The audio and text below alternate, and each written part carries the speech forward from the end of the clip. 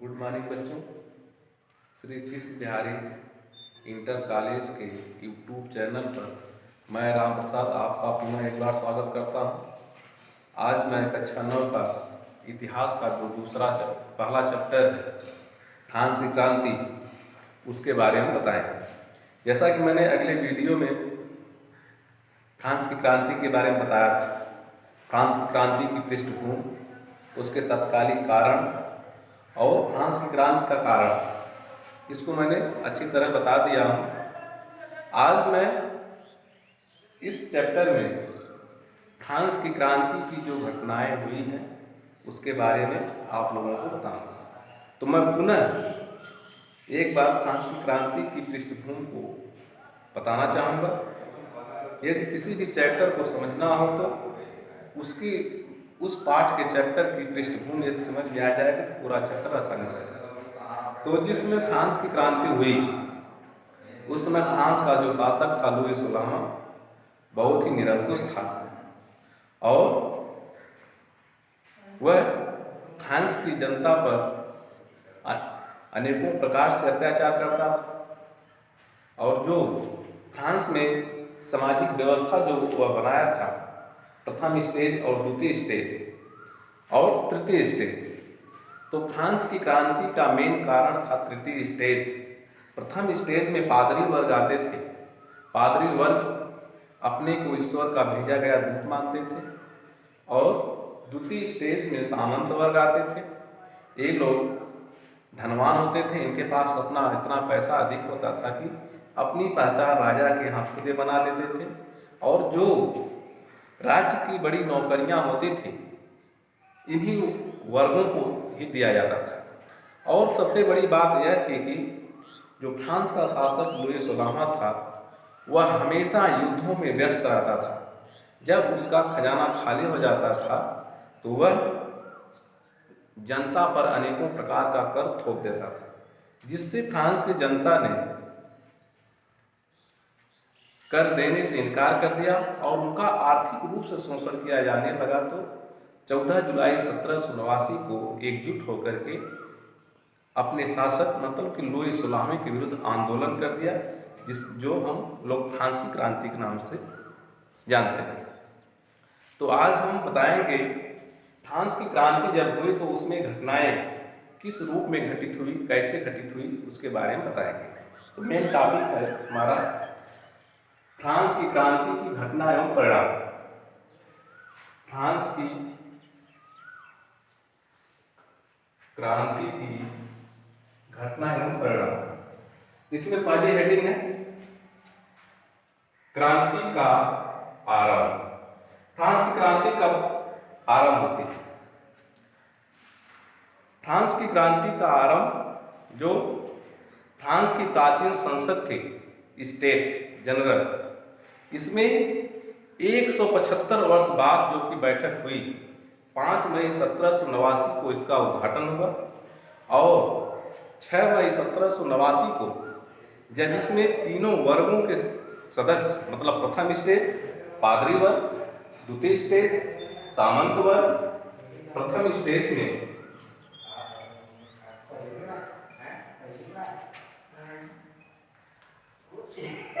पादरी वर्ग आते थे,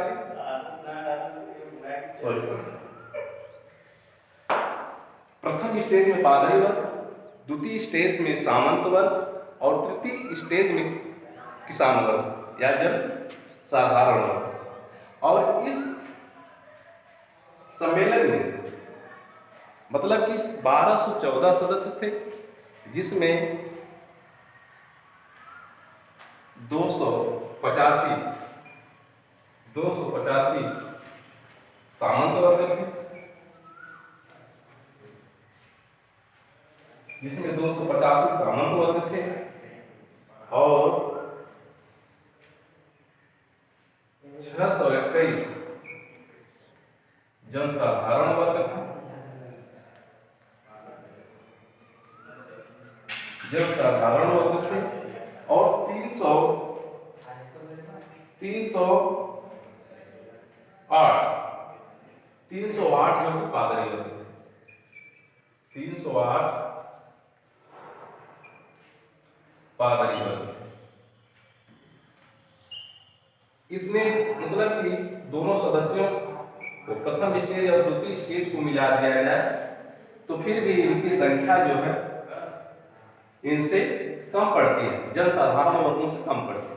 लेकिन इस स्टेट जनरल की सबसे बड़ी खासियत यह थी कि इसमें इन दोनों वर्गों को ही सम्मिलित किया जाता है। जो प्रथम स्टेज के जो कि सदस्य थे और द्वितीय स्टेज के जो सदस्य थे, पादरी मतलब प्रथम स्टेज पादरी वर्ग, द्वितीय स्टेज सामंत वर्ग, ये दोनों वर्गों के सदस्य ही इसमें जो कि भाग लेते थे। जिस समय यह सम्मेलन हो रहा था 6 मई 1789 ईस्वी को, जनसाधारण वर्ग मतलब कि तृतीय स्टेज की तरफ से उसकी उस सम्मेलन की अध्यक्षता मिराबो कर रहा था। मिराबो ने देखा कि जनसाधारण वर्गों के साथ जो कि अपमानपूर्ण व्यवहार किया जा रहा है और इस संविधान में जनसाधारण वर्गों को कोई महत्व नहीं दिया जा रहा है। तो मिराबो ने 6 मई 1789 ईस्वी को क्रांति का श्री गणेश कर दिया। इसके बाद दूसरा है टेनिस कोर्ट की शपथ। 20 जून 1789 ईस्वी को सामंत वर्ग और पादरी वर्गों के दबाव में आकर 20 जून टेनिस कोर्ट की शपथ। 20 जून 1789 ईस्वी को लुई सोलामा, जो फ्रांस का शासक था, लुई सोलामा पादरी वर्ग और सामंत वर्गों के दबाव में आकर जो वहां की संविधान सभा थी उसको भंग कर दिया और यह आदेश पारित कर दिया कि जो तृतीय स्टेज है वह अपनी संविधान सभा को स्थगित किया है। लेकिन जो तृतीय स्टेज का अध्यक्ष जो मिराबो था, वह कहा कि हम इस कोर्ट से उस समय तक नहीं हटेंगे जब तक कि हम अपने लिए संविधान नहीं बना लेंगे, चाहे भले ही हमारे साथ संगीनों से ही क्यों न खेला जाए। यह घटना फ्रांस के इतिहास में टेनिस कोर्ट की शपथ के नाम से जानी जाती है। इसके बाद दूसरा है नेशनल असेंबली। 27 जून 1789 ईस्वी को जो फ्रांस का शासक था लुई सोलामा तृतीय स्टेज की मतलब कि मिराबो की बातों को स्वीकार कर लेता है और कहता है कि तृतीय स्टेज को इस संविधान सभा में सम्मिलित किया जाता है। इसके बाद 20 जुलाई 1789 ईस्वी को तृतीय स्टेज के लोगों ने उस संविधान सभा को ग्रहण किया और उसकी कमान को संभाला। इसके बाद क्या हुआ, लुई सोलामे को यह भय सताने लगा कि अब कहीं हमारी कुर्सी छीन न ली जाए, इसलिए अगल बगल के जितने भी देश थे उनसे सैनिक सहायता मांगने लगा और सैनिकों को एकत्रित करके क्या किया कि सैनिकों को एकत्रित करके क्रांतिकारियों को, जो जितने भी फ्रांस के क्रांतिकारी थे तृतीय वर्ग के मतलब कि जनसाधारण वर्गों, उनको दबाने का प्रयास करने लगा, अपनी कुर्सी को बचाने लगा। तो वह ब्रास्टी के दुर्ग में एकत्रित होकर के वह मीटिंग कर रहा था। फ्रांस की जनता में मिराबो ने यह अफवाह फैला दिया कि लुई सोलामा तृतीय स्टेज पर मतलब कि जनसाधारण वर्गों पर गोली चलाने का आदेश दे दिया है, जिससे आक्रोशित जनता ने ब्रास्टी के दुर्ग पर आक्रमण कर दिया और 4 घंटे में ब्रास्टी का दुर्ग का पता 4 घंटे में उस दुर्ग के गेट को तोड़ डाला और उसमें जो कैदी थे उनको कैदियों को रिहा कर दिया।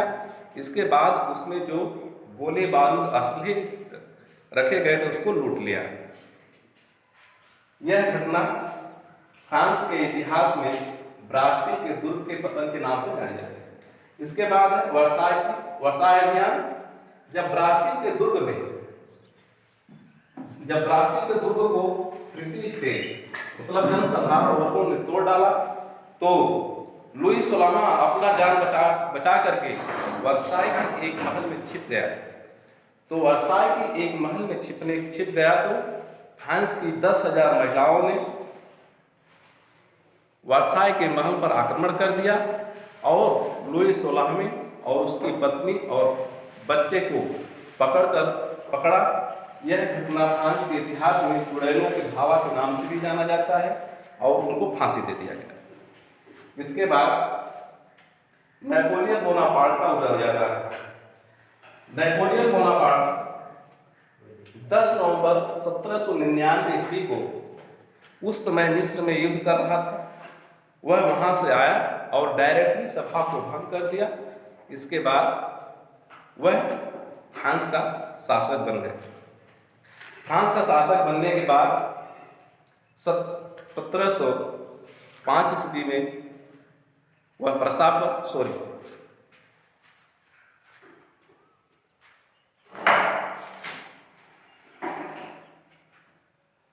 1805 ईस्वी पे वह ऑस्ट्रिया पर और 1806 ईस्वी पर प्रसा पर और 1807 ईस्वी में रूस पर आक्रमण करके अपने साम्राज्य का विस्तार कर लिया। नेपोलियन बोनापार्ट एक ऐसा शासक था, वह कहता था कि असंभव शब्द बेवकूफों के शब्दकोश में होते हैं। यह उस समय कहा जब वह आल्प्स पर्वत को पार करने के जा रहा था। मतलब कि फ्रांस में, यूरोप में आज आल्प्स एक ऐसा पर्वत था कि उस पर्वत को पार करके कोई भी शासक जो है कि युद्ध करने के लिए नहीं जा सकता था, इतनी ऊंचाई थी। यदि उस पर्वत को पार करने की कोई भी शासक जो कि चेष्टा की तो उसकी सेनाएं जो है कि रास्ते में आदि मारी जाती और वह मतलब कि हतोत्साहित होकर के वापस हो जाता। लेकिन नेपोलियन बोनापार्ट उस आल्प्स पर्वत को पार करने के मन में ठाना। जब उस पर्वत की ओर अपनी सेनाओं को लेकर जा रहा था तो रास्ते में एक वृद्ध औरत मिली और वृद्ध औरत ने कहा कि तुम लोग कहाँ जा रहे हैं? तो नेपोलियन बोनापार्ट ने कहा कि हम आल्प्स पर्वत को पार करने जा रहे हैं। तो वृद्ध औरत ने कहा कि तुम बेवकूफ़ीपूर्ण कार्य करने जा रहे हो, तुम यह कार्य नहीं कर सकते, यह असंभव है। उसी समय नेपोलियन बोनापार्ट ने कहा कि असंभव शब्द बेवकूफ़ों के शब्दकोश में होते हैं। इसके बाद उस वृद्ध औरत से नेपोलियन बोनापार्ट जो कि आशीर्वाद लेता है और वह औरत आशीर्वाद देती है। उसके बदले में नेपोलियन बोनापार्ट अपना कीमती हार जो कि देता है। इसके बाद उस आल्प्स पर्वत की ओर चढ़ाई करता है। इसके बाद उसकी सेनाएं जो कि उस पर्वत को पार करने से इनकार कर देती है। तब नेपोलियन बोनापार्ट कहता है कि हम में से किसी ने उस आल्प्स पर्वत को देखा है? तो जो सेना का जनरल था वह कहा कि नहीं, हम में से किसी ने आल्प्स पर्वत को नहीं देखा। तो तब नेपोलियन बोनापार्ट ने कहा कि चलते हैं, हम उस आल्प्स पर्वत को देखते हैं। यदि हम उसको पार नहीं कर पाएंगे तो हम लोग वापस चले आएंगे। इसके बाद सेनाएं राजी हो गई। नेपोलियन बोनापार्ट आल्प्स पर्वत की ओर चल दिया। रास्ते में जाने के बाद एक ऊंचा सा पर्वत मिला। जब उसकी सेनाओं ने पूछा कि क्या यही आल्प्स पर्वत है? तब नेपोलियन बोनापार्ट ने कहा कि नहीं, इससे 1.5 गुना बड़ा जो कि एक पर्वत मिलेगा वही आल्प्स पर्वत होगा। उस पर्वत को पार करने के बाद उसकी सेनाएं एक समतल मैदान में गई तो उसकी सेनाएं हैरान रह गई। इसके बाद तो कोई पर्वत दिखाई नहीं पड़ रहा है। तो फिर उस जनरल ने पूछा, सेना का जनरल ने पूछा कि आल्प्स पर्वत कहाँ है? नेपोलियन बोनापार्ट बहुत तेजी से हंसा और कहा कि किस आल्प्स पर्वत की बातें कर रहे हो? हमने उस आल्प्स पर्वत को पार कर लिया। इसके बाद वहाँ पर गया हुआ उस क्षेत्र पर आक्रमण किया और उसको अपने साम्राज्य में मिला लिया। इसके बाद लिप्जिंग के युद्ध में 1813 ईस्वी में वह पराजित होता है और उसको एल्बा महाद्वीप में भेज दिया जाता है। लेकिन वहाँ से भाग करके पुनः वह फ्रांस में आता है और फ्रांस की जनता ने उसे शासक बना देता है। इसके बाद 1815 ईस्वी में वाटरलू के युद्ध में इसके पत्नी के द्वारा षड्यंत्र रचे जाने के कारण जो इसकी पत्नी थी मेरी लुइसा, अपने पिता से षड्यंत्र रचवा करके उसको वाटरलू के युद्ध में सन 1815 ईस्वी में पराजित करवाते हैं और इंग्लैंड के सेंट हेलेना द्वीप में भेज दिया जाता है और 1821 ईस्वी में नेपोलियन बोनापार्ट की मृत्यु हो जाती है। इसके बाद 1830 की क्रांति, जब नेपोलियन बोनापार्ट की मृत्यु हो जाती है तो फ्रांस का जो शासक लुई 18वें को बना दिया जाता है। लुई 18वां बहुत ही निरंकुश और अत्याचारी शासक था। उसकी शासन से, सत्ता से वहाँ की जनता एकदम त्रस्त थी। इसके बाद 1824 ईस्वी में चार्ल्स प्रथम को वहाँ का राजकुमार बनाया गया। चार्ल्स प्रथम भी वह भी निरंकुश और अत्याचारी शासक था, जिससे फ्रांस की जनता ने पुनः 1830 ईस्वी में चार्ल्स के विरुद्ध आंदोलन कर दिया। चार्ल्स जो है कि भाग करके देश छोड़ करके भाग गया और 1830 ईस्वी की जो फ्रांसीसी क्रांति थी, यह क्रांति जो है फ्रांस की जनता को समता, समानता और बंधुत्व का अधिकार प्रदान कर दिया। इसके बाद फ्रांस का शासक लुई फिलिप को बना दिया जाता है। शेष आज के वीडियो में इतना ही। धन्यवाद।